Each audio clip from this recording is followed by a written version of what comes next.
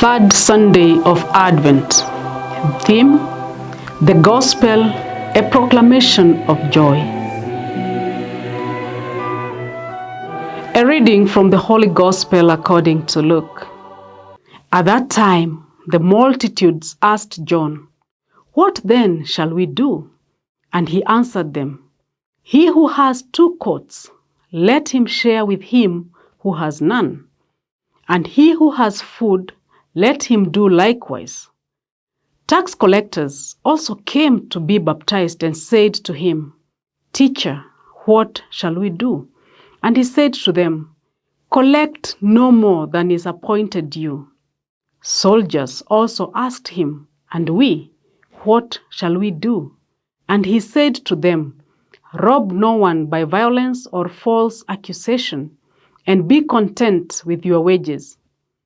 As the people were in expectation, and all men questioned in their hearts concerning John, whether he were the Christ, John answered them all, "I baptize you with water, but he who is mightier than I is coming, the thong of whose sandals I am not worthy to untie.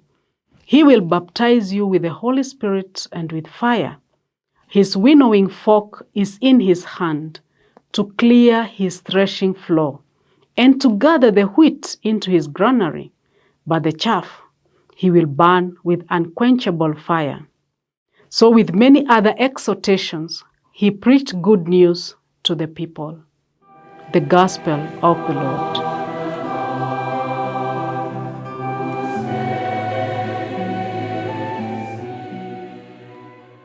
The Gospel today tells us of 3 groups of people who went to John the Baptist to ask him what they should do, having heard him speak. The Baptist does not suggest anything specifically religious, imposition of ashes, fasting, or prayers, but demands something concrete and radical. To the crowds, he says, whoever has 2 cloaks should share with one person who has none, and whoever has food should do likewise. The second group to come to John are publicans, who were tax collectors. How did they become rich? They were expected to give their masters a certain amount of money. They forced people to pay even more and pocketed the difference. The Baptist tells them not to exploit the poor. Are we like them? If we have something that someone else needs badly, what do?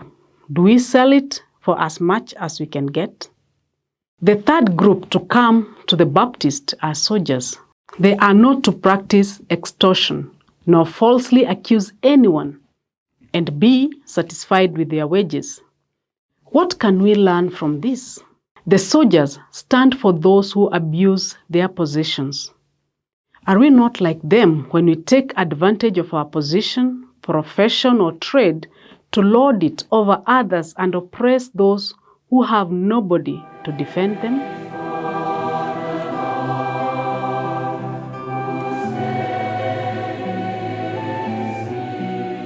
Jesus, Divine Master, through John the Baptist, you teach us the concrete ways of living just lives.